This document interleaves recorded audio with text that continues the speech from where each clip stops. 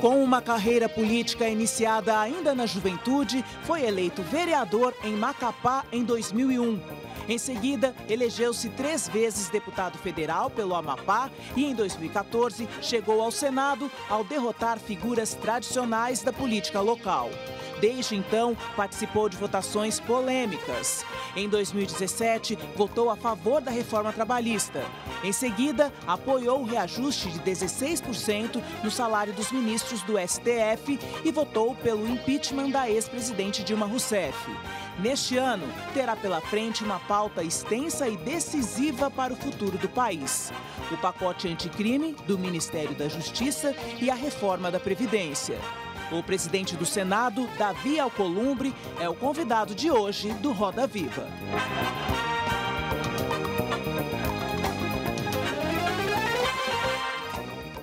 Bem-vindos ao Roda Viva, o mais tradicional programa de entrevistas da TV brasileira. No centro do Roda Viva hoje está o presidente do Senado, Davi Alcolumbre. Estamos no ar em todo o país pela TV Cultura, pelas emissoras afiliadas, pelo nosso canal no YouTube e pela nossa página no Facebook, também no nosso perfil do Twitter. Para conversar com o Davi Alcolumbre, convidamos Ascânio Seleme, colunista do jornal O Globo, Dora Kramer, colunista da revista Veja, Maria Cristina Fernandes, repórter especial e colunista do jornal Valor Econômico, José Alberto Bombig, editor executivo do jornal O Estado de São Paulo, Leandro Colom, diretor da sucursal de Brasília do jornal Folha de São Paulo. E somos acompanhados e supervisionados pelo nosso cartunista e agente provocador, Paulo Caruso, com desenhos feitos em tempo real. Boa noite, senador, boa noite a todos. Prazer tê-lo aqui, muito obrigado por aceitar o nosso convite. Senador, para começar, para falarmos de uma coisa recente aqui, o senhor esteve naquele almoço onde estiveram os 3 poderes representados, o senhor, o presidente também da Câmara. O senhor chegou a falar ali com o ministro Toffoli, que a ideia era aproximar os poderes ali. E o senhor teve um certo probleminha ali com o ministro Toffoli. Não, na verdade o almoço foi para...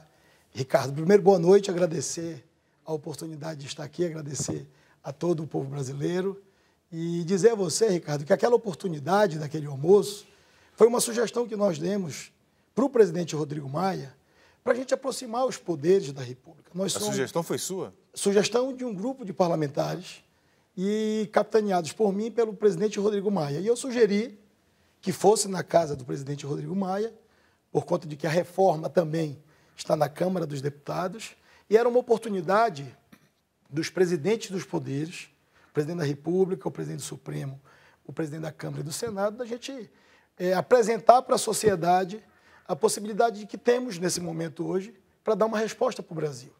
Então foi um almoço de cordialidade, um almoço que tem um simbologismo para o Brasil, onde mostra que os poderes estão definitivamente trabalhando com harmonia e com independência, mas um gesto público e político para a sociedade brasileira que espera dos seus representantes, seja no parlamento, ou no judiciário, ou no executivo, uma resposta para os anseios da sociedade. Mas o senhor falou ou não falou com o Toffoli? Falei e cumprimentei o presidente Toffoli, cumprimentei o presidente Jair Bolsonaro, almoçamos na casa do presidente Rodrigo Maia e a conversa era o Brasil, a nossa pauta sempre foi o Brasil. Eu, desde que cheguei à presidência do Senado, nessa experiência, que eu agradeço aos senadores a confiança que foi depositada em mim para representar um poder constituído no nosso país, eu tenho buscado o diálogo. O Brasil passou a me conhecer agora, mas eu sou um político de diálogo. Eu tenho sempre à disposição de trabalhar, de unir as pessoas e, com certeza, o diálogo e o entendimento é uma bandeira que será a marca da minha gestão como presidente. E esse almoço é também um almoço do diálogo e do entendimento entre os poderes. A gente vai começar nossa rodada de entrevistas aqui com a Maria Cristina Fernandes. Senador, o senhor preside a casa que acompanha a política externa brasileira. O presidente Jair Bolsonaro está nos Estados Unidos e hoje ele visitou a Agência Americana de Informações, a CIA, primeiro presidente brasileiro da história, não se tem notícia de outros presidentes que tenham feito coisa parecida. E o presidente também anunciou a liberação do visto para os Estados Unidos, né?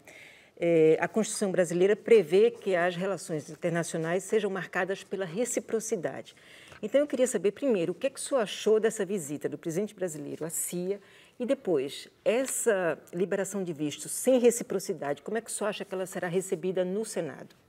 Olha, primeiro, a pauta do presidente da República é a pauta do presidente da República, do Poder Executivo. Eu não procurei saber a agenda do presidente da República, quais seriam os encontros e os compromissos dele com o presidente Trump e a agenda institucional de um chefe de um poder, de um chefe de Estado. Então, assim, naturalmente, do ponto de vista do Poder Executivo, o presidente achava conveniente fazer essa visita. Eu posso falar, você fala de uma visita inusitada, eu fiz, na semana passada, uma visita inusitada também ao Ministério da Defesa, um ministério que foi criado em 1999 e, na sua história, nunca um presidente do Senado visitou as forças no Ministério da Defesa. O senhor acha equiparável? Não, senador? eu acho que um gesto de diálogo e de entendimento de um chefe de um poder, no meu caso como presidente do Senado, visitar o Ministério da Defesa, é um gesto simbólico para com uma instituição que tem o respeito, do ponto de vista do governo federal, um instrumento que é de defesa nacional. Então, eu fiz uma visita ao Ministério da Defesa. Então, assim, você falou que, historicamente, não lembra de um presidente visitar a CIA. E, historicamente, na história do Ministério, eu tentei fazer um paralelo para você. Eu tomei a decisão, acompanhando o presidente da Comissão de Relações Exteriores, de visitar o Ministério da Defesa. Então, assim, do ponto de vista da agenda... O governo americano entrou em confronto com nações no mundo inteiro, porque poucos anos atrás descobriu-se que o governo americano espionou chefes de Estado, né, em vários países, né? Inclusive no Brasil. Nós tivemos uma presidente da República que foi espionada, né, por agência de informação americana. Não foi a CIA, foi a NSA. Então, nós tivemos hoje um presidente da República visitando uma agência de informações americana. É um cargo de segundo, terceiro escalão no governo americano. Um presidente da República, nosso principal representante, fazendo uma visita dessa. Eu queria a sua opinião como senador, como representante do Estado do Amapá. Como é que o senhor vê isso? E também sobre a reciprocidade no visto. A minha opinião... Porque isso terá que passar pelo Congresso, né? Com certeza. Inclusive, tem alguns senadores, o presidente da Comissão de Relações Exteriores está acompanhando o presidente, o senador Nelsinho Trade, do Mato Grosso do Sul. Ele foi na comitiva oficial acompanhar o presidente da República nessa viagem institucional de cortesia ao presidente dos Estados Unidos. E assim, volto a repetir para você, era uma decisão da agenda do presidente. O presidente viajou, fez a agenda dele. Naturalmente, isso tem repercussão positiva e negativa, mas o certo é que a agenda é do presidente. Em relação ao visto, eu acho que é uma decisão do governo também. O governo decidiu estreitar as relações com os Estados Unidos, com o governo americano, e decidiu, como um gesto, liberar a dispensa do visto para os americanos. Então, assim, isso será debatido no Congresso, naturalmente, no Senado da República, mas uma decisão de governo, o presidente tomou essa decisão. O parlamento vai debater a partir dessa decisão do presidente. Desculpe agora, Ascânio. Senador, boa noite. O senhor foi eleito no momento seguinte à onda Bolsonaro. O senhor pode-se dizer que o senhor é fruto também desta onda de renovação política do país. Eu não sei se eu posso chamar o senhor de bolsonarista, essa seria a minha primeira pergunta. A segunda é, o presidente disse hoje em Washington que antes de começar a construir o Brasil, é preciso desconstruir muita coisa. Eu quero saber se o senhor concorda com isso e o que é preciso desconstruir no Brasil. Bem, primeiro eu quero dizer para você que eu não sou bolsonarista. Eu fui eleito pelo Amapá, para representar o Amapá no Senado da República, assim como fui eleito deputado federal e vereador de Macapá. Então, eu sou presidente do Senado, eu represento a instituição Senado da República e os senadores que naquela instituição trabalham todos os dias para representar o povo brasileiro. Em relação às declarações do presidente, eu acho que ele quis se referir a essa crise histórica que o Brasil está vivendo. Eu acho, minha opinião, é que quando ele fala que tem que desconstruir, é desconstruir esse preconceito em relação a um país que tem um potencial fantástico, mas que está engessado em relação à política de investimentos do nosso Brasil. Você tem um orçamento brasileiro que você tem 4% de capacidade de investimento, você está engessado, não consegue apresentar para a sociedade uma resposta que a sociedade espera do presidente da República, do Parlamento, da Câmara e do Senado. Quando ele fala que tem que desconstruir, são desconstruir modelos que nos trouxeram até aqui. E paradigmas. Muito se fala, por exemplo, de um tema importante que é debatido no Brasil hoje, que é a reforma da Previdência. Se nós não debatermos esse tema, nós estamos prejudicando as gerações futuras, porque é um Estado que está engessado, sem condição de investir recursos, a máquina totalmente tomada com recursos, diminuir as desigualdades e promover o equilíbrio fiscal é uma pauta nossa. Então, eu acho que o presidente se referiu a desconstruir esse paradoxo de uma superpotência como o Brasil, um país com muitas riquezas, com um potencial gigantesco, mas que está engessado em função desse custeio da máquina pública que faz mal a todos os brasileiros. Bombig. É um pouco a continuação das perguntas dos meus antecessores aqui, presidente. O seu partido, antigo PFL, depois DEM, durante muito tempo foi um partido aí identificado na centro-direita, principalmente nos anos petistas. Nós temos o advento hoje do PSL, por exemplo, do bolsonarismo, mais à direita do que o DEM. Percebi nas suas duas primeiras respostas uma certa dificuldade do senhor entre defender e manter uma distância regulamentar do governo do Bolsonaro. Tudo bem, senhor na Executiva, Congresso. Ele pergunta o seguinte: qual é a agenda do DEM hoje, né, à luz desse novo espectro político, em que há um polo mais à direita do que o DEM, e qual a distância regulamentar que vocês pretendem manter do governo Bolsonaro?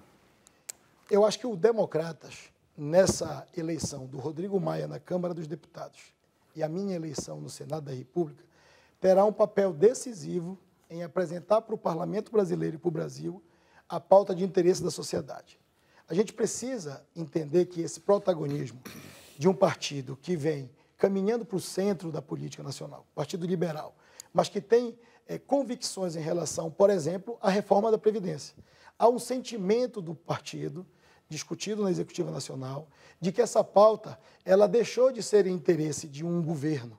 Eu sempre tenho dito, às pessoas que me perguntam em relação ao governo, que essa é a segunda pergunta do presidente Bolsonaro, se eu sou um líder do presidente Bolsonaro. Não, eu estou presidente do Senado, como presidente de uma instituição, e eu sei o tamanho do compromisso que eu assumi quando eu resolvi me candidatar para presidir essa instituição centenária.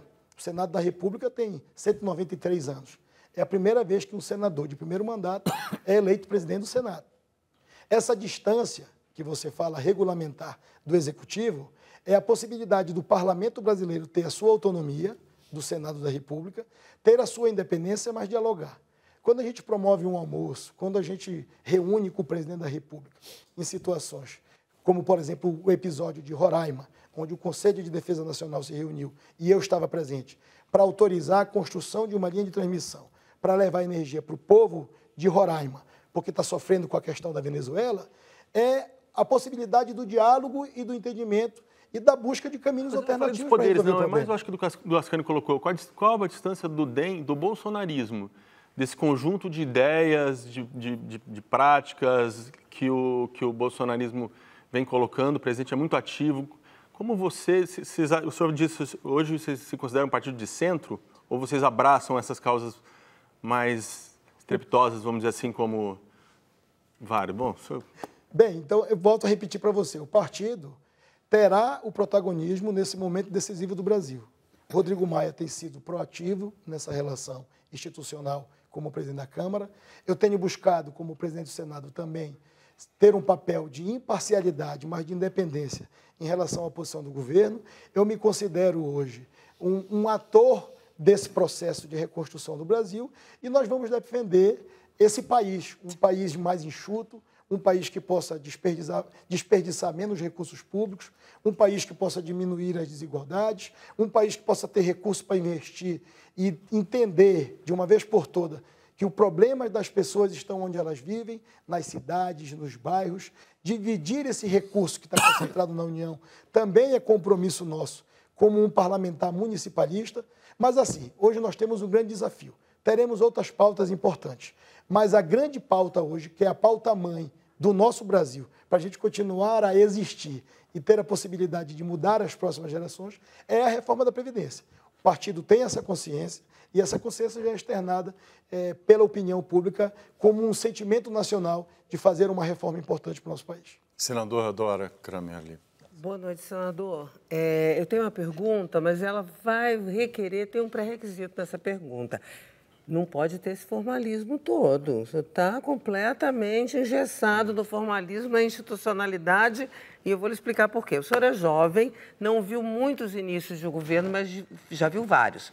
Suficientes até para entender e perceber que o início desse governo, esse governo agora, é um pouquinho diferente dos inícios de governo. Ele tem umas características bastante peculiares. Sem me responder que aí vamos ver o governo respondendo assim, normalmente, como a juventude lhe confere. O que o senhor está achando desse início de governo que tem uma dimensão, que é essa da Previdência, que é uma questão sem a qual não se vai adiante, e tem outra dimensão de declarações estapafúrdias, de brigas, de saída de ministro, de intrigas, de mentores que falam, que acontece, enfim, algo que eu não preciso lhe explicar e que está acontecendo e não adianta fingir que não está acontecendo, tá? Então eu quero saber o que você acha disso tudo.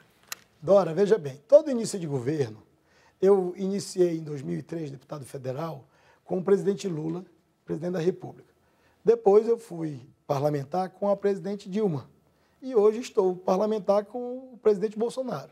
Naturalmente, todo início de governo, até a máquina se azeitar em relação a essas questões, há esses desencontros, há esse problema de comunicação entre os próprios ministros. O senhor já viu parecido? Não vi parecido. Ah, bem. Pronto, respondi a tua pergunta. Então bateu o recorde, aí já temos alguma coisa. Já temos uma coisa. Então, assim, Dora, deixa eu te falar. O presidente Bolsonaro está aplicando um novo modelo de governança também. Ele disse que iria quebrar os paradigmas em relação aos partidos políticos e às composições dos ministérios. Isso é uma fórmula que vem sendo feita há décadas. O partido político ocupa um espaço, esse espaço representa a sua bancada na Câmara e no Senado, e, naturalmente, essa representatividade partidária dá maior tranquilidade para o governo ter os votos necessários na Câmara e no Senado para apoiar as pautas do governo.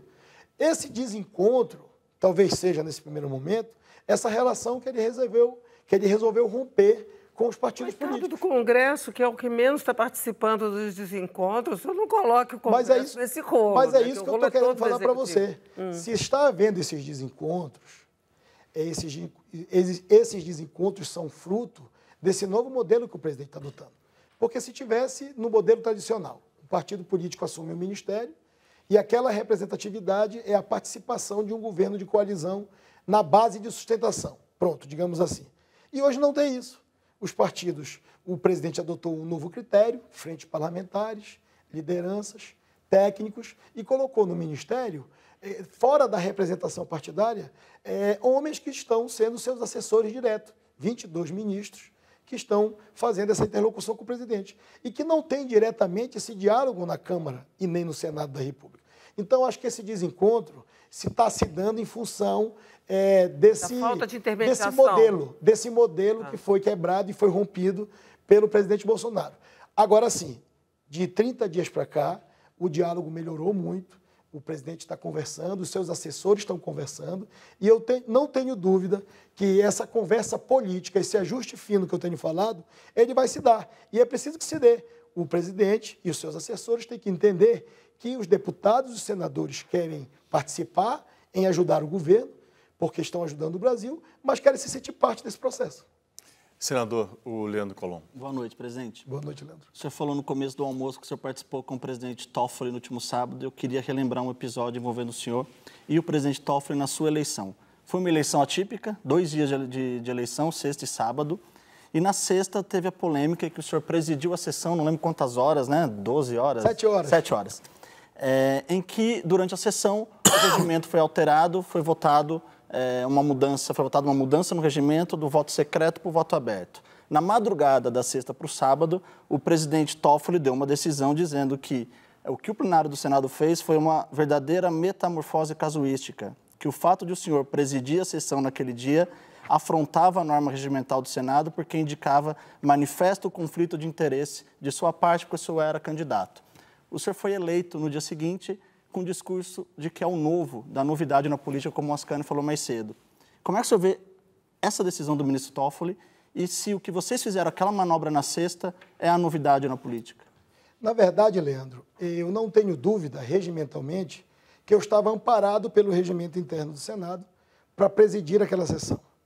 Veja só, eu era um membro remanescente da mesa, o único, diga-se de passagem, que restou de uma legislatura para outra, porque eu era terceiro suplente da mesa. Então, não tenho dúvida que eu estava amparado regimentalmente para estar presidindo a sessão naquela sexta-feira. Não houve uma mudança no regimento. O que houve foi uma resposta a uma questão de ordem elaborada por vários senadores em relação à possibilidade de apresentarmos um voto aberto. Isso foi feito no exercício da presidência. Houve questionamentos dos senadores, naturalmente o Brasil acompanhou aquela sessão, e, por fim, houve a decisão do presidente do Supremo, também não tomou a decisão, ele foi instado a tomar aquela decisão, tanto pelo Solidariedade como pelo MDB, e no sábado a decisão já tinha sido proferida, e tanto é que no sábado de eleição, quem presidiu a sessão foi o senador mais idoso. O único desentendimento ou equívoco que a gente acredita ter ocorrido naquela sessão é que naquele momento que eu estava presidindo a sessão, amparado pelo regimento, eu ainda não tinha, pelo partido que eu represento, pelo Democratas, eu ainda não tinha sido lançado candidato. Mas todos sabiam que o senhor era candidato. Mas o senhor pede voto desde dezembro. Mas o partido, no rito do parlamento e no rito do Senado, o partido precisava ter a indicação homologada pelo partido político. Eu estava presidindo como membro remanescente. Então, assim, diante daquele episódio, o Supremo tomou a decisão e decisão judicial se cumpre, não se discute. Tanto é que no outro dia, o presidente José Maranhão, que era o mais idoso no Senado naquele momento, presidia a sessão. E que bom que nós tivemos a possibilidade de debater esse novo Senado, e a nossa eleição, com certeza, é isso, nortear as novas práticas do Senado da República em relação ao controle social, em relação a estarmos ouvindo a sociedade, em relação ao Senado ter o protagonismo de uma casa centenária, que é a Casa da Federação. Mas o senhor acha que não havia conflito de interesse em presidir aquela sessão na sexta-feira, sendo candidato que todos sabiam que o senhor era no sábado? Leandro, eu não era candidato na sexta, não havia conflito. Todos sabiam que o senhor era candidato. Eu estava seguindo o regimento interno do Senado. E o partido não tinha me indicado como candidato. O senhor pediu voto antes para os colegas? Eu trabalhei, mas você sabe que eleição e mineração só depois da apuração. Agora, o senhor ficou 7 horas sentado na cadeira da presidência. Como é que foi isso, senador? O senhor conseguiu ficar 7 horas sem ir ao banheiro? Já houve assim, várias teses aqui que o senhor estava de fralda geriátrica. Essa foi sonda, a tese, né? O senador Ele usava uma sonda. Ele usava sonda. Como é que foi possível uma coisa dessa? Ricardo, eu, ao longo da minha vida pública, e volto a repetir para você, o Brasil está tendo a oportunidade de conhecer o Amapá, porque hoje tem um presidente do Senado do Amapá, do extremo norte do Brasil, um estado que foi um sacrifício pelo seu estado aí. Um estado que precisa muito do apoio do governo federal pelas nossas necessidades que vive o meu estado, o meu povo. E eu fiquei e assumi o compromisso quando lá atrás eu pensei em apresentar o meu nome para disputar essa eleição, logo em novembro, em dezembro, e que eu comecei a conversar com os senadores da possibilidade de pleitear a possibilidade de presidir o Senado. Então, assim, eu conversei com muitos senadores e eu sabia o tamanho da responsabilidade que estava sobre os meus ombros naquela sexta-feira. Já estava preparado, então, que ia ter que ficar grudado ali na cadeira. Eu não esperava ficar 7 horas naquela cadeira, mas eu esperava apresentar para o Brasil e para o Senado uma alternativa. Mas como o senhor conseguiu ficar 7 horas? O cérebro da gente, ele é uma ferramenta muito poderosa. Então, a concentração, não vai revelar a tranquilidade, a concentração. Presidente, a gente não entendeu o que o senhor falou. O cérebro da gente é uma arma muito poderosa. Não sei se o senhor não bateu o recorde, acho que não, do Ulisses Guimarães, da Constituinte. Acho que a Ana, que é mais velha que eu, deve lembrar disso.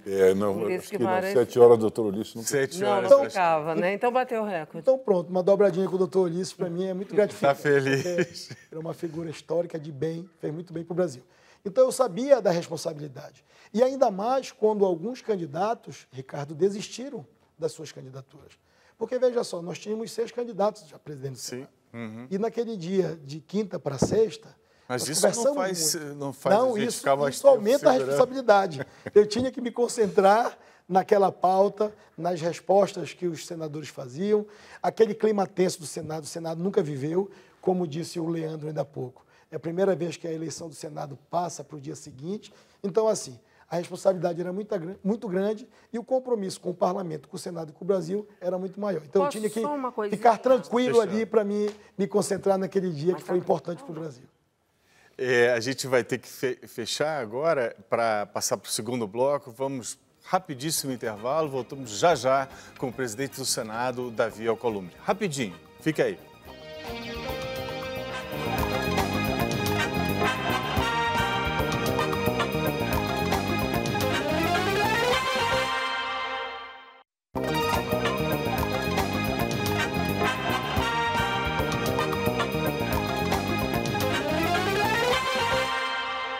Estamos de volta com o presidente do Senado, Davi Alcolumbre. Vamos começar com a pergunta da Maria Cristina Fernandes, que vai mudar um pouquinho do nosso assunto. A gente estava falando da presidência do Senado, da toda a disputa, mas a gente volta para esse assunto, não se preocupe. Queria falar de previdência, senador. Muita celeuma tem sido feita em torno do BPC, né, esse benefício de prestação continuada.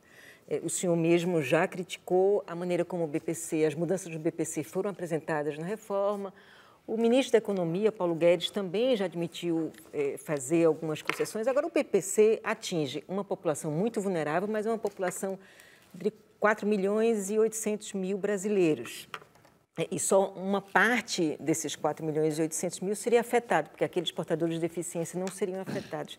Agora, tem um outro benefício que está sendo severamente atingido com a reforma, que é o abono salarial. Hoje, a população que recebe até 2 salários mínimos recebe um abono por ano, equivalente a um salário mínimo. A proposta corta esse abono.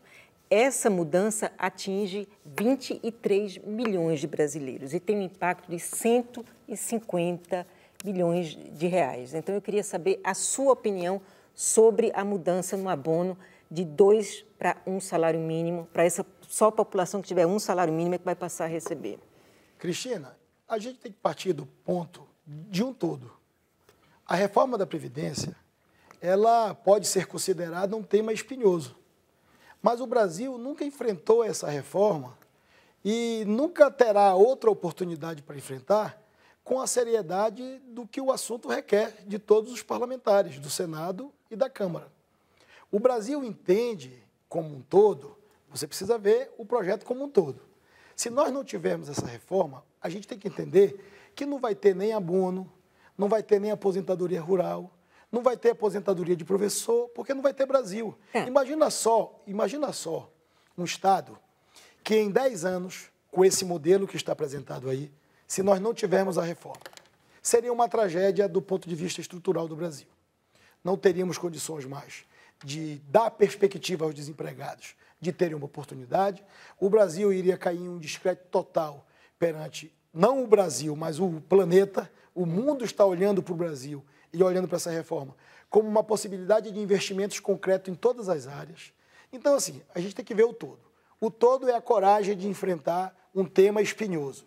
Mas o todo é entender que, se não mudar nada, em 10 anos, o orçamento para a despesa do Brasil será consumido em 82% do que nós temos. Agora, o senhor entende o todo, mas... 850 bilhões de reais. O senhor entende o todo, mas a despeito disso, o senhor se pronunciou sobre o PPC. Esse BPC aí tem que mudar. Agora, o abono, eu queria saber a sua opinião. O senhor acha que, da maneira como está proposto, ok, dá para aceitar que 23 milhões de brasileiros fiquem com esse corte na sua renda anual? Eu não falo que dá para aceitar.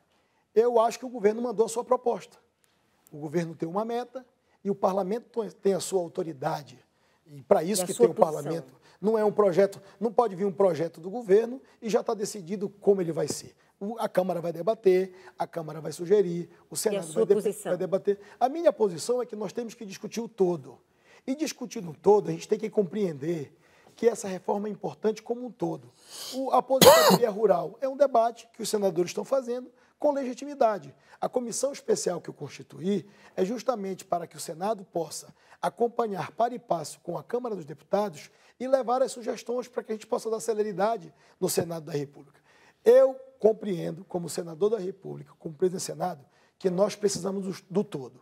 Se vai debater, se vai alterar o ponto A ou o ponto B da reforma da Previdência, nós vamos ter que mensurar qual o impacto disso nessa arrecadação dos próximos 10 anos e ter a consciência de que nós temos que fazer essa alteração, independente das mudanças ou da proposta apresentada pelo governo, e debater no ambiente que tem que ser debatido, que é a Câmara e o Senado. Senador, o Colom vai complementar essa questão. Sobre Previdência, eu queria falar um pouco sobre o calendário de votação. Semana passada eu participei de um café da manhã do presidente Bolsonaro com jornalistas em que ele fala que ele aposta na aprovação da reforma na Câmara e no Senado no primeiro semestre. O calendário da Câmara, levando CCJ, Comissão Especial e plenário, o próprio Rodrigo falou isso no sábado, é final de maio, começo de junho no plenário. Ou seja, pela aposta do presidente Bolsonaro, o Senado teria o mês de junho e o mês de julho para votar. E ele disse que no Senado a situação é muito mais fácil em relação à Câmara. O senhor concorda com ele? O senhor acha que dá para votar chegando em junho a reforma no Senado? Vocês aprovam com essa rapidez toda que ele está imaginando? Eu tenho falado para todos os veículos de comunicação que o sentimento do Senado, que é o sentimento que eu estou todos os dias ali no dia a dia, na relação com os senadores, é um sentimento de ajudar o Brasil e a consciência da reforma. O que aconteceu agora nos últimos dias? Houve um impasse na constituição da Comissão de Constituição e Justiça, que tomou ali 15 dias, mais ou menos, de trabalho. O Rodrigo disse que de 11 sessões a 40 sessões, em qualquer momento, dentro desse intervalo regimental, a pauta pode ser votada no Senado. E disse hoje que ele espera que até antes do recesso parlamentar a reforma seja votada. Então, se o Rodrigo está tendo esse sentimento da Câmara de ter a celeridade que eu acho que essa reforma requer para o Brasil e para os brasileiros, e se ele diz também, como eu disse em outras entrevistas, que no dia 17 de julho a gente vai estar com a reforma aprovada, eu compreendo que a Câmara dos Deputados também está se vendo parte desse processo de reconstrução do Brasil. O que atrapalhou foram esses 15 dias, na verdade, de formatação da Comissão de Constituição e Justiça da Câmara. Mas no Senado, o que é que eu propus, Leandro? Constituir uma comissão de acompanhamento, eu falei ainda há pouco para a Cristina, para que o Senado da República, com 9 integrantes indicados pelos blocos partidários, possam acompanhar a tramitação dessa proposta na Câmara. Eu não tenho dúvida que se o sentimento do Senado, dentro da Câmara dos Deputados, for fundamental para a Câmara recepcionar os desejos do Senado, nós poderemos dar celeridade, sim, no Senado da República. E essa comissão especial, o intuito dela, o interesse dela, da sua criação, quando discutir com os líderes, justamente foi isso. Foi fazer com que o Senado acompanhe as votações, com que o Senado possa sugerir à Câmara algumas alterações importantes que a Câmara vai debater nesse primeiro momento, já que o Senado não tem autoridade de debater. Tanto é que o relator dessa comissão especial no Senado, que já foi definido por mim, é o senador Tasso Gereissati. Por que o senador Tasso Gereissati? Porque o senador Tasso Gereissati é membro da CCJ e, como relator da comissão especial, ele vai ter a oportunidade de apresentar o desejo do Senado de alterações da reforma.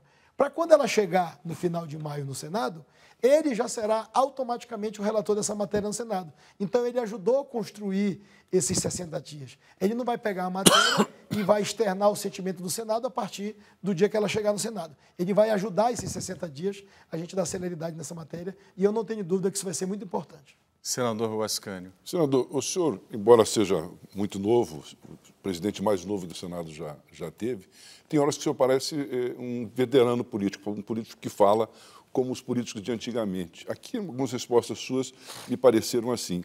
E o senhor disse hoje, numa entrevista aqui em São Paulo, discutindo como fazer o governo funcionar, o senhor disse que o governo precisa fazer um ajuste fino na política.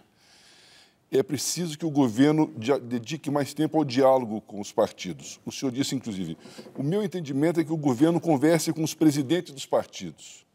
O que isso significa? Significa que o senhor está querendo restabelecer aquele velho dando que se recebe, troca de apoio político por cargos? O que significa isso, senador? Significa, Ascânio, muito importante essa sua pergunta, o problema é que nos dias atuais, uma parcela da sociedade criminaliza a política. E na política, nós temos políticos que foram eleitos na sua base eleitoral e que assumiram compromissos com prefeitos, com o governador do seu Parcela da estado. sociedade e presidente da República, né? Oi? Parcela da sociedade que inclui o presidente da República. Também, que elegeu o presidente da República, que é político. Ou seja, não adianta dizer que não vai tratar da política, porque todos nós somos políticos. Nós fomos eleitos para estar em Brasília, assim como o vereador foi eleito para estar na sua cidade. O que acontece é que esse modelo que foi estabelecido pelo presidente Bolsonaro de nomear os técnicos do governo em detrimento da política nesse primeiro momento, criou todo esse problema que nós estamos vivendo hoje. E que eu disse, e que eu disse agora que ele tecnicamente está dialogando mais do que ele dialogou no primeiro mês de governo. Não estava errado antes. É preciso, então, negociar esse... Eu quero terminar o meu raciocínio. O que eu quero dizer para você? Os parlamentares querem se ver parte desse processo. Como você vai formatar uma base eleitoral de deputados e senadores que tem compromisso nas suas bases eleitorais, que assumiram compromisso com os seus eleitores de construir um hospital? O hospital não é do deputado e do senador. O hospital é do povo do Estado que elegeu ele. Então, se ele não tiver a autoridade de, como parlamentar, deputado ou senador, chegar ao governo federal e dizer, olha, governo federal, eu quero apoiar o governo federal, eu quero fazer a minha parte nas pautas importantes para o Brasil, mas eu tenho a minha vida e tenho a política no meu Estado que eu me comprometi. Eu preciso fazer um hospital para salvar a vida das pessoas. Isso é troca-troca? Não, mas ao contrário, não é troca-troca. Eu estou dando um exemplo de obras. E de cargos a mesma coisa. O presidente não escolheu os técnicos para fazerem parte do governo dele? Não são só os técnicos que conhecem técnicos. Político também conhecem técnicos. Se um político indicar um nome para uma composição de um determinado órgão no governo, e esse nome estiver comprometido com outras causas, o governo devolve o nome. Mas o político tem que fazer parte desse processo, porque muitas das vezes aquela estrutura é a estrutura que vai resolver o problema das pessoas. Olha só, vou te dar um exemplo como uma instituição, o INCRA, nos estados. Se o político quiser ajudar os assentamentos naquele estado que ele representa e que não tem uma estrada para chegar no assentamento para prestigiar o agricultor, o assentado da reforma agrária, e ele puder fazer parte da indicação ou da sugestão de um técnico qualificado, um quadro do INCRA, para colocar lá no INCRA e fazer as coisas acontecerem. Ele está fazendo troca-troca? Ele está ajudando o Instituto a fazer uma estrada para o agricultor escoar a produção, para o agricultor ter o reconhecimento da instituição, que ele está ali como um assentado da reforma agrária, muitas das vezes abandonado. Então, eu não vejo como troca-troca. A política é um único instrumento que nós temos de melhorar a vida das pessoas. Criminalizar a política, falando de troca-troca, é não ajudar o Brasil. Senador, a Dora Kramer quer te fazer uma... Tem uma pergunta aqui, senador. Presidente, é o seguinte, a sua eleição foi fruto também de uma situação peculiar, né? É uma situação toda particular. Eu lhe pergunto, se o adversário não fosse aquele senador que pleiteava a presidência pela 5ª vez, o resultado teria sido outro? O senhor hoje não seria presidente?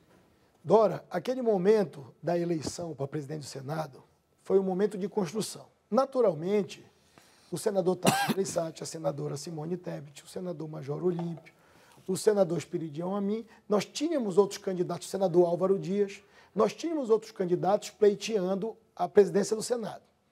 Mas o que aconteceu naquele momento de decisão? O PMDB tem a tradição histórica de presidir o Senado. Preside a maior bancada. Há muitos anos. Porque, tradicionalmente, a maior bancada faz uma composição em relação aos outros cargos da mesa diretora. O que aconteceu nessa eleição? Havia um sentimento de todos os candidatos, não contra o PMDB, contra a candidatura que tinha sido posta pelo PMDB. Do senador Renan Calheiros. Do senador Renan Calheiros. Na verdade, respondendo diretamente a sua pergunta, se a senadora Simone Tebet fosse eleita na bancada do PMDB, o nosso sentimento dos outros 6 candidatos era manter a tradição, porque a gente já tinha tido a vitória que a gente queria para o Senado e para o Parlamento brasileiro, que era renovar a cara do Senado com um quadro que tem o respeito dos senadores. Seria Simone Tebet hoje a presidente do Senado. Tanto é, Dora, tanto o seu apoio. Com o meu apoio. O PMDB, para manter a tradição, os partidos se viam representados na Simone. Quando a Simone não teve êxito na bancada do PMDB, os partidos e a própria Simone ficaram numa encruzilhada. Pronto. Não dá mesmo para manter a tradição, porque o candidato Renan Calheiros ganhou da candidata Simone Tebet na bancada. Agora a gente vai ter que construir o entendimento.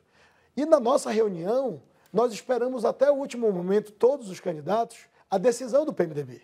Porque se a decisão do PMDB fosse pela senadora Simone Tebet, eu me curvaria a possibilidade de ter a Simone Tebet, a primeira mulher presidente do Senado. Participando Era das uma sessões, vitória senador? nossa. O senador Renan tem ido às sessões do Senado? Tem ido às sessões, tem participado. O senador 081, segundo ele. O senhor falou com ele depois do resultado? Eu falei, eu fui 081. Eu fui na liderança do PMDB e falei com o senador Renan Calheiros. Eu visitei a liderança do PMDB e convidei o senador Renan Calheiros para ajudar o Brasil. E como é que está a investigação dos 82 votos, senador? Está na corregedoria, o senador Roberto Rocha está avaliando. Eu já tive várias reuniões em relação a isso. As imagens do Senado e a investigação que a polícia do Senado está fazendo são imagens inconclusivas, porque não aparece as cédulas sendo colocadas, se tem duas ou se tem uma, aparece a votação do depósito das cédulas. Então, o senador Roberto Rocha está se detendo sobre isso, ele tem me mantido informado em relação a isso, mas as imagens e o diagnóstico da polícia do Senado preliminarmente é que as imagens não são. O senhor se compromete que no seu mandato isso será elucidado? Não, o senador Roberto Rocha, que é o corregedor, que tem mandato, disse que até o final do mês sairá uma decisão da corregedoria. Senador, e aí, o senador Bombig, ele...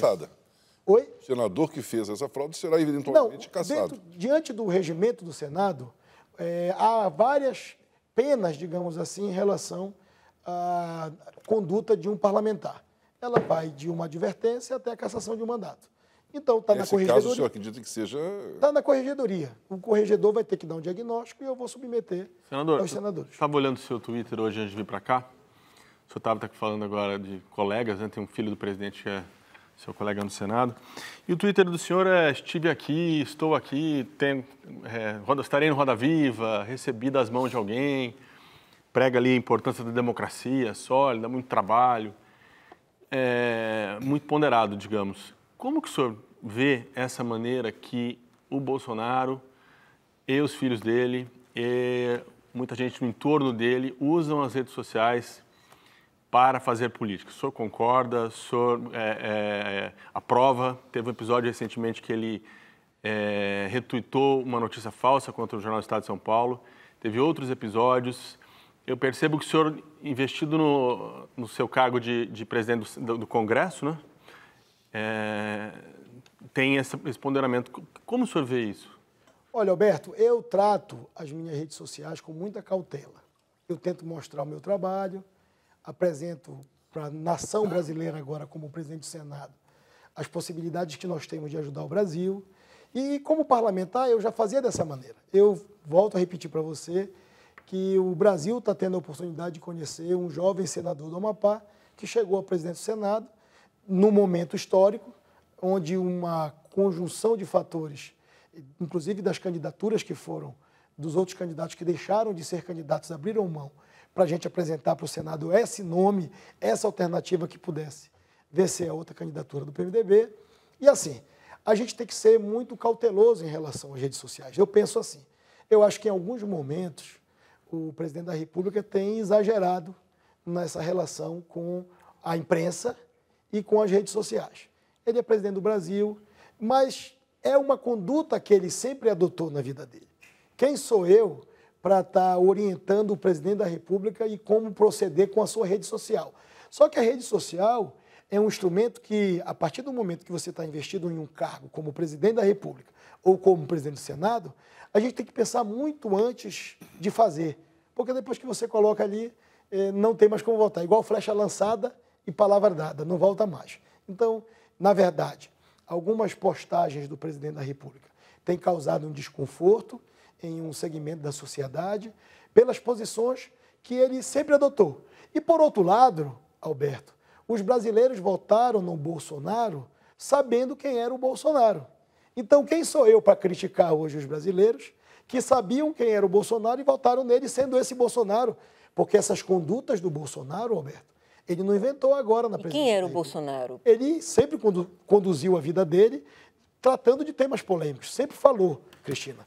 E as pessoas foram para a urna no ano passado votar no Jair Messias Bolsonaro conhecendo ele, porque ele foi deputado 28 anos, ele sempre conduziu a vida dele pública falando de temas espinhosos, quebrando paradigmas em relação a conceitos que ele acredita, e as pessoas votaram nele. Então, se ele teve 55% dos votos dos brasileiros, os brasileiros tiveram participação em relação a ele estar na presidência.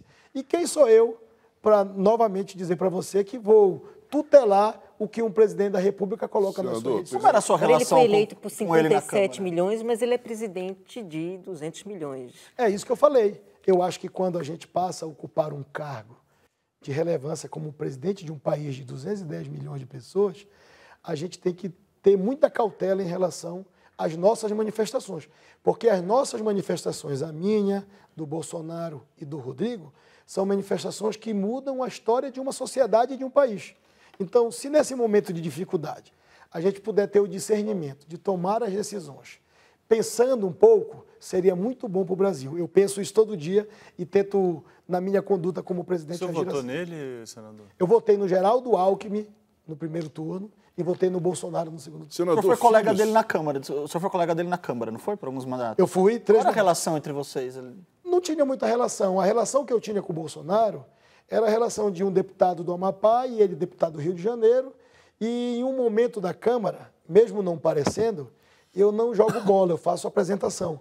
E a Câmara dos Deputados tinha uma bola dos deputados, que iam alguns senadores. Às terças-feiras. Às terças-feiras, que você sabe disso, quando as sessões terminavam cedo. E eu conheci o Bolsonaro nesse futebol e me aproximei dele, mas eu não tinha muita relação política com o Bolsonaro. Muitas das vezes, muito das conversas que eu tive com o Bolsonaro ao longo de 12 anos foi na bola de terça-feira dos deputados. Senador, pegando carona aqui na pergunta do Bombig, filhos atrapalham ou ajudam na política? O senhor acha que os filhos do Bolsonaro contribuem para o Brasil, contribuem para o governo Bolsonaro ou atrapalham barbaramente o governo?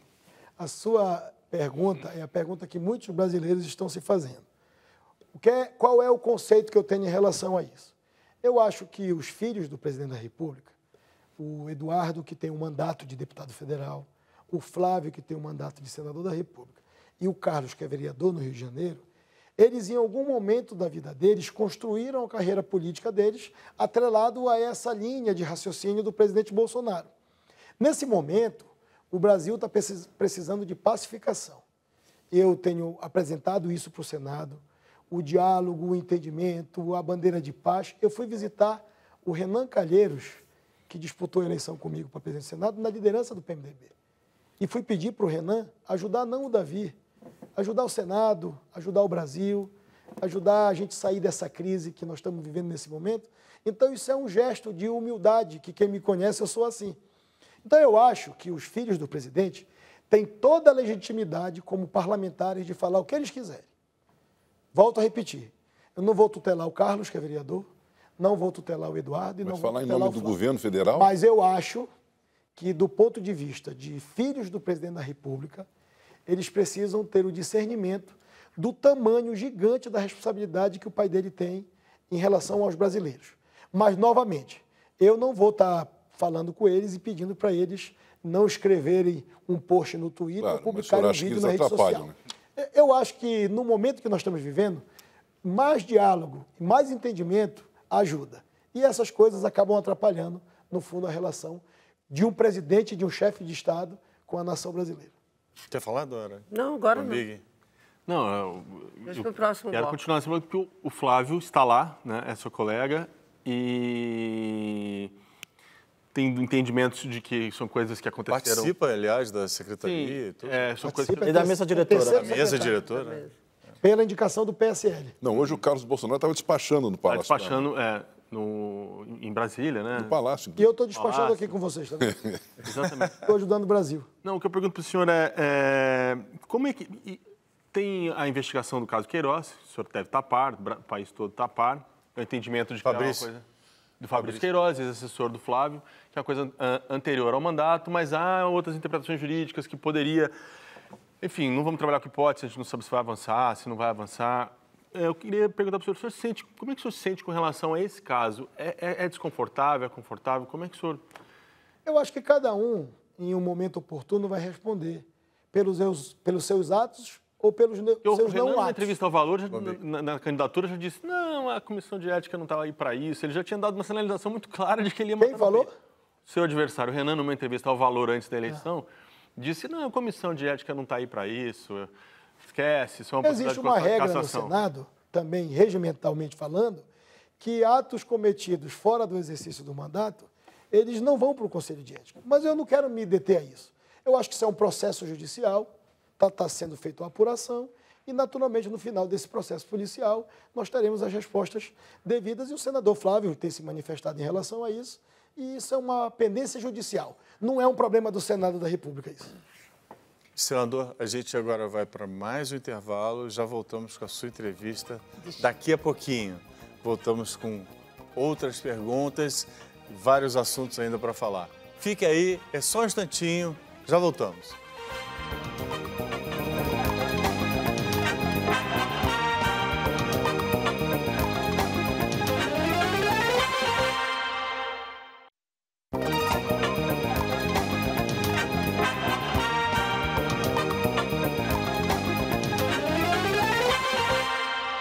Estamos de volta para o terceiro bloco da entrevista com o presidente do Senado, Davi Alcolumbre.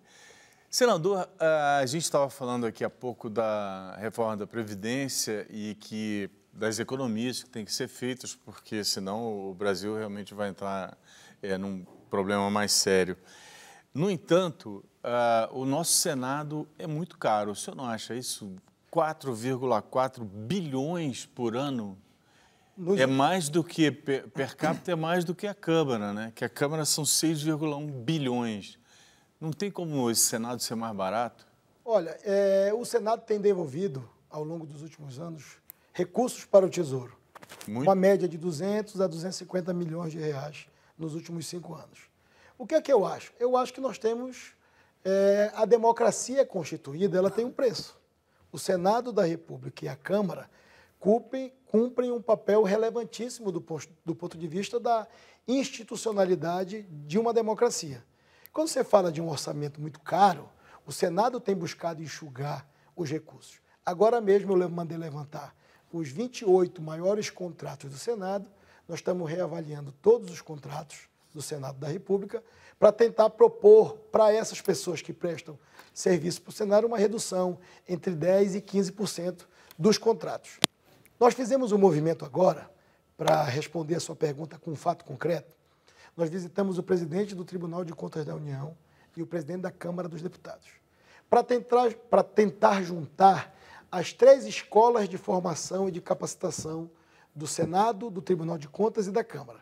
O presidente Rodrigo Maia deu ok, o presidente José Múcio deu ok, e a gente está formatando uma comissão para constituir um conselho diretor que possa unificar os 3 centros de formação para economizar recurso público. Então, está aí um gesto concreto que eu passo para você de primeira mão, que já está sendo construído no Senado da República, para utilizar tanto o centro de formação do TCU, quanto do Senado, quanto da Câmara, para que eles possam se agrupar em um único centro de barateando e diminuindo as despesas dos 3 poderes.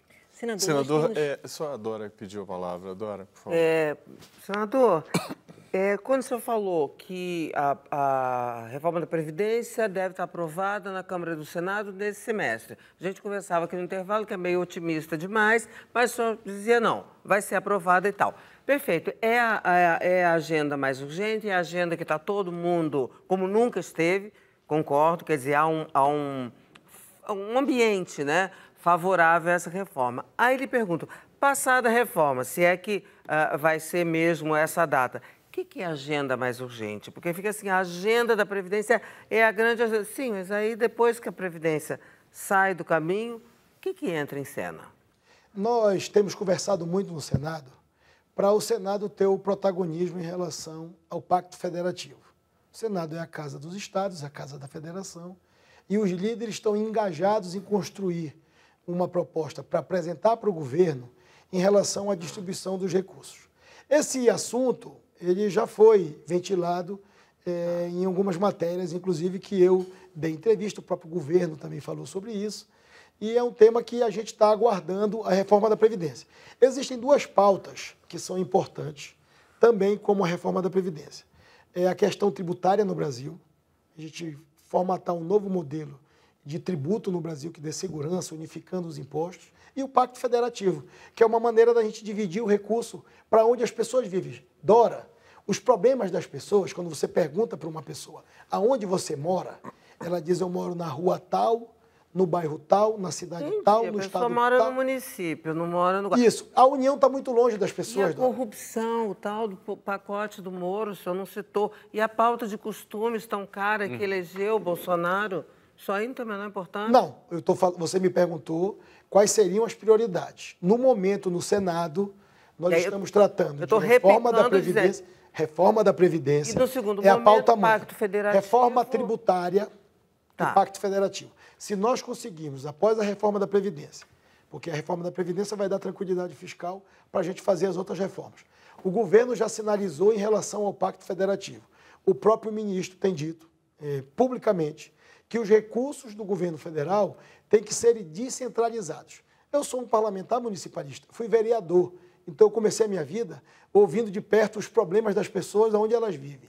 Hoje estou senador. Se eu puder colaborar com essa pauta, que eu já me comprometi, porque eu me comprometi na minha vida pública, de ser um parlamentar municipalista, e ajudar com que os recursos estejam lá onde as pessoas vivem, eu vou fazer e vou ficar muito feliz de fazer parte dessa transformação. E essas duas que eu citei, então, não são, pelo menos não estão nessa linha de frente, que é a tal da pauta de costumes, escola sem partido, essas coisas, e a outra pauta, que é o pacote anticorrupção, de segurança pública do Moro. Eu recebi o documento do ministro Moro, ele me entregou a pauta do pacote anticrime e anticorrupção.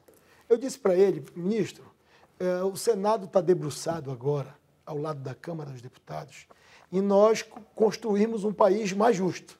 E, nesse momento, a reforma da Previdência, ela precisa ser a prioridade, porque se... Agora, só de manifestarem um apoio ao Pacto Federativo, já houve um ruído em relação à questão das transferências que são obrigatórias dos recursos da saúde e da educação que estão vinculados. Imagina com outro tema que venha à voga nesse momento de discussão. Então, eu falo para você e falo para o Brasil. Reforma da Previdência, prioridade zero.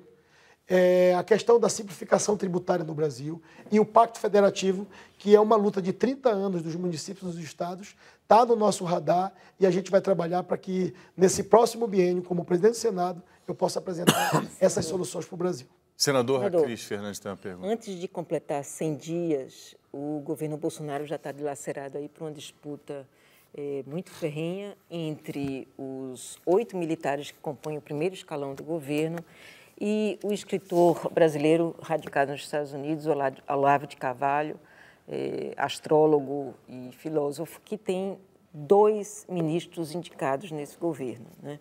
Então, eu queria saber como é que o senhor vê essa disputa, que consequências essa disputa pode ter para o Brasil, e se o senhor acha razoável, o senhor estava dizendo, as prerrogativas do Congresso, que tem eleitores a responder, que você tenha um escritor radicado fora do país que faz 2 ministros e tantos partidos que estão na base de apoio do governo Bolsonaro não faz nenhum. É a metodologia que foi adotada pelo presidente da República. O que eu posso falar para você é que isso prejudica muito o Brasil nessa relação. Não pode uma pessoa que não está vivendo a nossa realidade, não está no dia a dia das decisões políticas do parlamento, fazer essas manifestações em relação ao próprio governo que ele faz parte. Ele tem influenciado muito parte do governo do presidente Bolsonaro, como sempre influenciou. Agora, jogando contra o Brasil, nós não vamos aceitar. O parlamento brasileiro tem maturidade política suficiente de entender que a independência e a harmonia serão prioridades na nossa condução. Da minha parte e do Rodrigo Maia, porque eu escuto do Rodrigo ele falar em relação a essa harmonia. Mas a independência do parlamento, ela será colocada à prova todos os dias. O governo tem que entender que o parlamento brasileiro não é um puxadinho do Palácio do Planalto. O parlamento, o Senado e a Câmara dos Deputados têm a sua autonomia, têm a sua independência, e me referindo diretamente a esse escritor, ele não está fazendo bem para o Brasil com essas manifestações que ele tem. E como é que o senhor entendeu na noite de ontem, ele chamou o vice-presidente da República de golpista, o general Milton Mourão, e hoje ele foi... o presidente da República se referiu a ele como um líder da revolução, pela qual o Brasil passou. Como é que o senhor entende esse prestígio que o presidente da República demonstrou ter pelo escritor Olavo de Carvalho? Como é que eu entendo ou como é que eu não entendo? Porque isso é uma coisa para a gente não entender. Se uma pessoa critica o vice-presidente da República e no outro dia o presidente da República elogia essa pessoa, volto a dizer para você, são esses desencontros que nós não vamos ser contaminados no Senado da República em relação a esse embate de poder do Poder Executivo. Nós vamos trabalhar com tranquilidade para apresentar para o Brasil essas saídas. Senador, o Leandro tem mais uma... Senador, eu queria mudar um pouco a pauta e falar sobre o seu patrimônio. Como o senhor sabe, a reportagem da Folha esteve no Amapá, fez um extenso levantamento nos cartórios e, por exemplo, em 2002, 2010 e 2012, o senhor declarou que não tinha um centavo de patrimônio. No ano passado, o senhor declarou à Justiça Eleitoral que tinha 770 mil, incluindo um imóvel de 585 mil. Na escritura desse imóvel, que a gente obteve no cartório, o senhor disse que esses 585 mil não representavam nem um terço do patrimônio do senhor e de sua mulher. Ou seja, pelo menos o patrimônio seria de 1,7 milhão. O senhor já declarou em nota oficial que havia inconsistências ali no cartório durante todo esse período. Mas é um período muito longo em que o senhor declarou que não tinha nada, mas imóveis aparecem no seu nome. Minha pergunta é, o senhor ocultou patrimônio durante a sua carreira política? Leandro, deixa eu te falar, eu tenho muita tranquilidade em relação a essa matéria que foi veiculada na Folha de São Paulo. Quem me conhece no Amapá e conhece a minha família, sabe que a minha família, Leandro, é uma família que está estabelecida no Amapá há mais de 100 anos. Eu falei várias vezes aqui em relação à oportunidade que o Brasil está tendo de saber que existe o Amapá no mapa do Brasil. A minha eleição para presidente do Senado, ela traz ônus, bônus e ônus. E em relação a essa matéria, veja só o cúmulo do absurdo de uma matéria que é ir no estado de um parlamentar que tem uma história política e fotografar a casa da minha mãe dizendo que era um patrimônio meu. Registrado no cartório. Então, assim, o que eu quero dizer para você e dizer para o senhor é uma figura pública. Não, mas eu tenho muita tranquilidade. Não é nenhum absurdo. O Amapá me conhece, a minha família é uma família que tem muitos patrimônios no Amapá, porque é uma família de comerciantes, que trabalha, e os meus bisavós chegaram a mais de 100 anos no Amapá, e nessa matéria fizeram a descrição dos patrimônios de toda a família. Colocaram o meu pai nessa matéria como proprietário de empresas em vários estados. Leandro, meu pai é mecânico de profissão. Tenho muito orgulho de ter aprendido com meu pai a mecânica. Tinha uma loja de acessório, era instalador. Você não está respondendo o que eu perguntei. Não, eu estou te respondendo. O seu patrimônio. Que naquela matéria não foi estabelecido a verdade. O Amapá é um ex-território federal, Leandro. Eu não tenho culpa se uma pessoa que adquiriu um imóvel não transferiu no cartório por conta da regularização fundiária do Amapá. Eu tenho tranquilidade, esse caso está com o meu contador e com o meu advogado. Eles estão trabalhando para esclarecer esses possíveis equívocos que foram feitos. Mas se está na minha declaração, se vocês pegaram no cartório, eu não estou ocultando patrimônio, porque vocês foram no cartório. Mas o senhor não declarou isso. Mas o senhor não declarou ao TSE. Isso é um problema contábil que o advogado e o contador estão resolvendo o porquê que não foi apresentado na declaração. Mas se está na declaração de imposto de renda, eu estou tranquilo. Mas a declaração eleitoral é a declaração transparente para o eleitor. A declaração do imposto de renda a gente não tem acesso, senador. Justamente a gente foi aos cartórios do Amapá para mostrar e confrontar com o que o eleitor vê. O eleitor vê que o senhor não tem nenhum patrimônio. Na hora que você vai no cartório, o senhor tem sim patrimônio. Tudo bem, eu estou falando para você que colocaram que o meu pai tem patrimônio em vários estados. Não, do senhor, do seu não patrimônio. Tem. Por que presidente do Senado é o senhor. Tudo bem, mas bater a foto da casa da minha mãe, que vive lá dizendo que é minha... Registrada no nome. Não é no meu nome, não. Leandro, a gente tem que sair para o outro intervalo. Rapidinho, a gente já volta com a entrevista do presidente do Senado, Davi Alcolumbre. Só um minutinho, aguarde aí.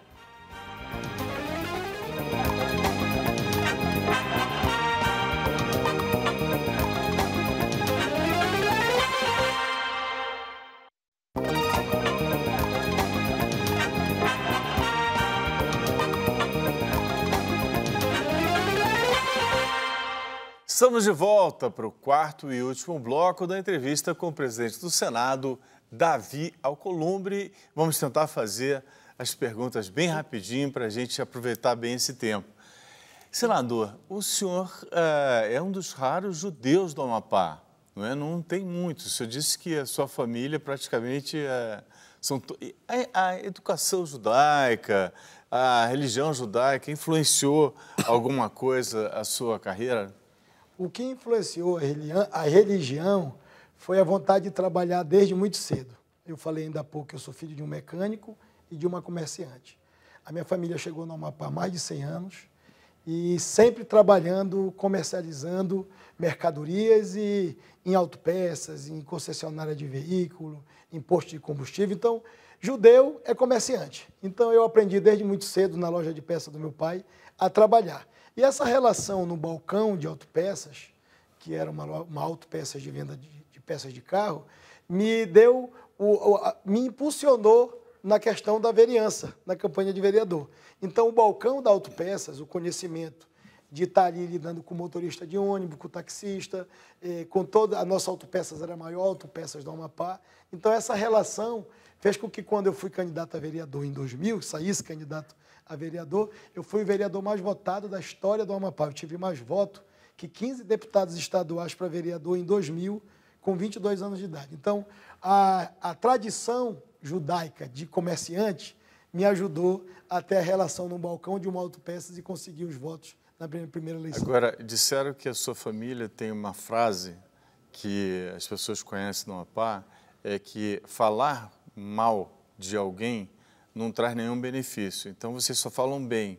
Isso é algum ensinamento judaico? Não, na verdade, isso é um ensinamento que eu recebi da minha mãe e do meu pai, que se você plantar o bem, você colhe o bem. Não tem por que estar ofendendo as pessoas, não tem por que humilhar as pessoas. Não tem por que falar mal. Não tem por que falar mal das pessoas. Certo. Se você não puder falar bem, não fale mal. Porque não fale nada. No Amapá, o senhor foi aliado adversário da família Sarney. Qual que é a sua relação lá com ele? Da família Sarney? Não, do presidente. Não.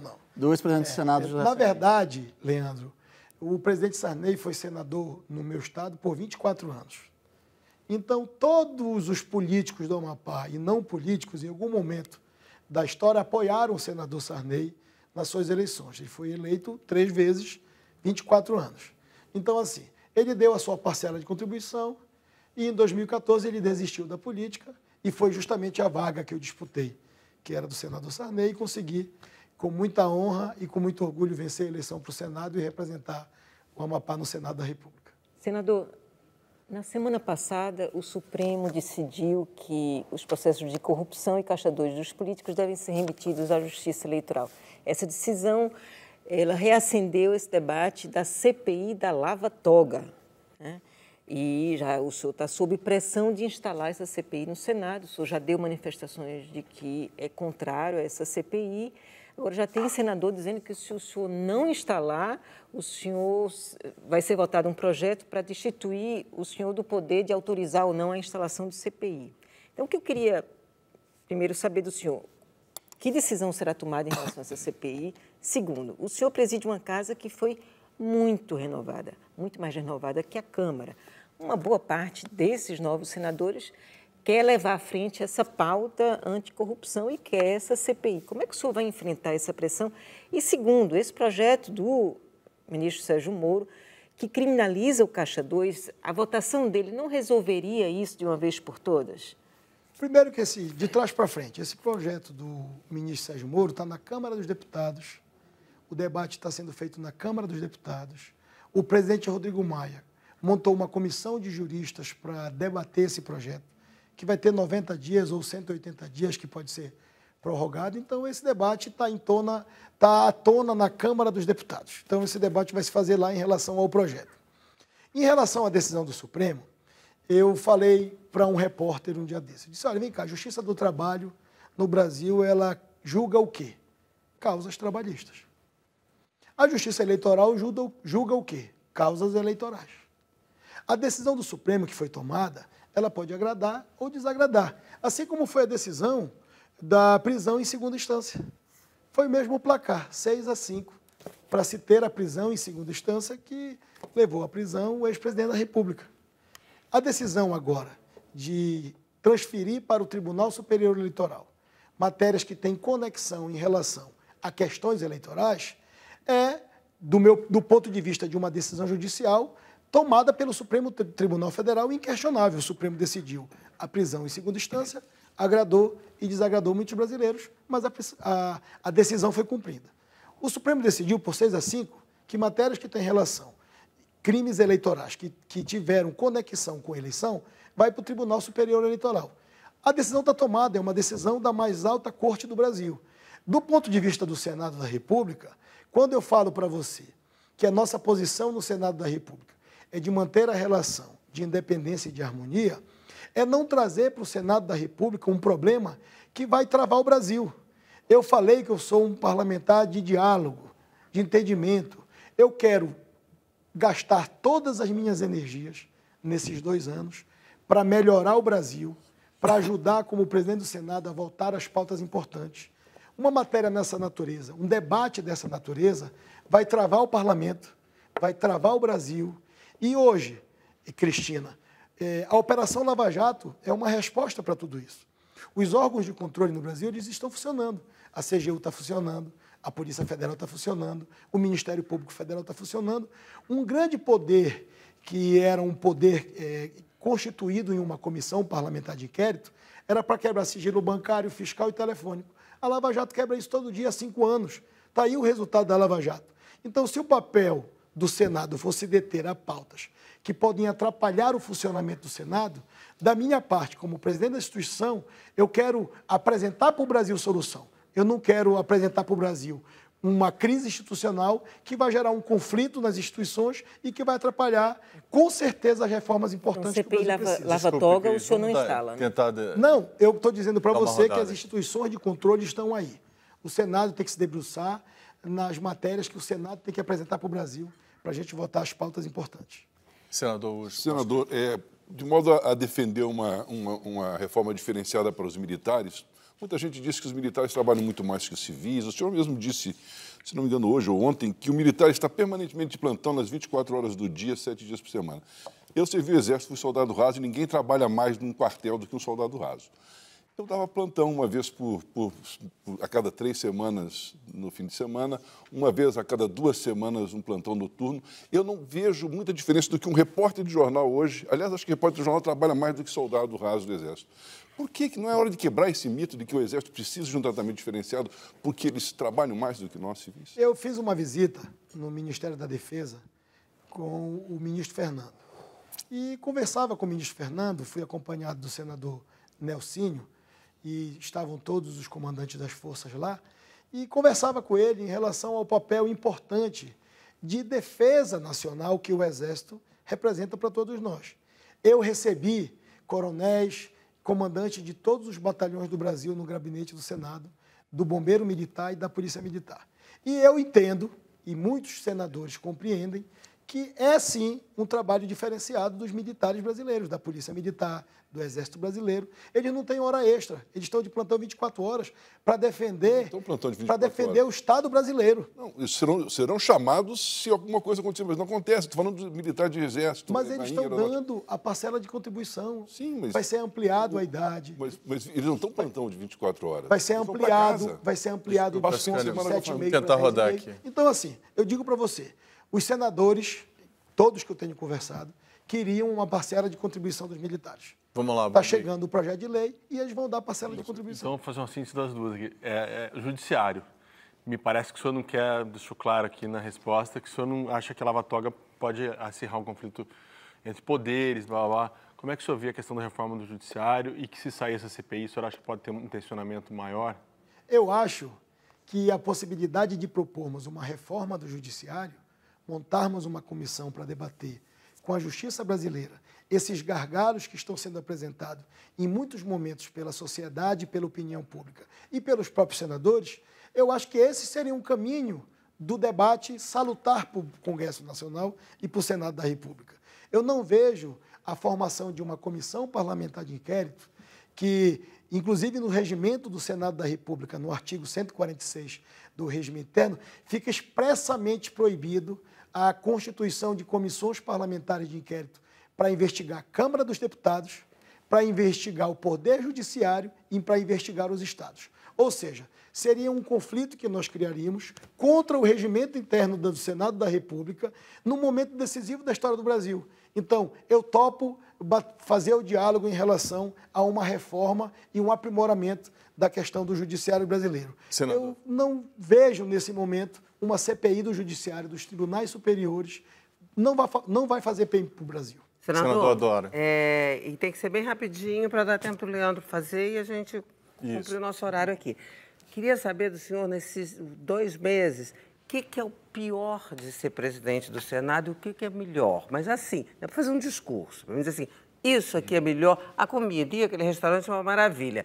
E o pior é, o suco de laranja é podre, nojento. Entendeu? O que é o mais gostoso e o que é o chatinho de ser presidente do Senado? O mais gostoso é saber que em um momento decisivo do Brasil, eu posso dar a minha parcela de contribuição como cidadão, como brasileiro e como presidente do Senado.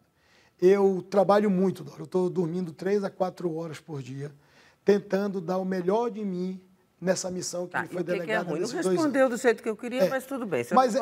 Mas é o melhor. Tá bom, e o que é pior? Ser presidente, é tentar todo dia fazer, nos 2 anos que eu serei presidente, o melhor com a minha capacidade intelectual, com o meu desejo. Muito trabalho. O Senado da República é uma instituição que é secular, como eu falei para você, e as atribuições de um presidente de um poder, elas são 30 vezes maiores do que o de um senador da República, como eu exerci os meus primeiros 4 anos. A atribuição de representar o poder, a atribuição de tentar unificar a casa, de conciliar o parlamento em torno de propostas que possam ajudar o Brasil. Então, realmente... Mas aquela casona no lago é boa também, né? Não? Eu não estou morando lá ainda. Não? Não, eu estou fazendo as reuniões oficiais lá. Eu ainda estou num apartamento funcional e eu pretendo agora, começo de abril, mudar para a residência oficial pela liturgia do cargo e pelas obrigações que o cargo me impõe.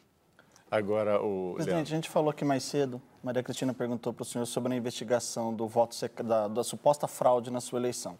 O Bombigo, a todo mundo falou da CPI do Judiciário.